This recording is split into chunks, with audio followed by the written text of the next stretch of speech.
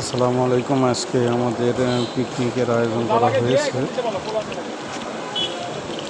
হঠাৎ করে মনে হলো যে আজকে একটু আমরা খাবার খাবো সবাই মিলে একত্রিত হয়ে। যাই হোক, গরুর মাংস দিয়ে বিরিয়ানি সেটাই খাওয়া হলো, সেটার পাক চলতেছে। আমি নিজে থেকে পাক করতেছি আর মানুষজন দেখতেছি। আজকে যদিও ক্যাম্পাস ফাঁকা, খুব সুন্দর একটা কিন্তু রোদ ছিল অতিমাত্রায়।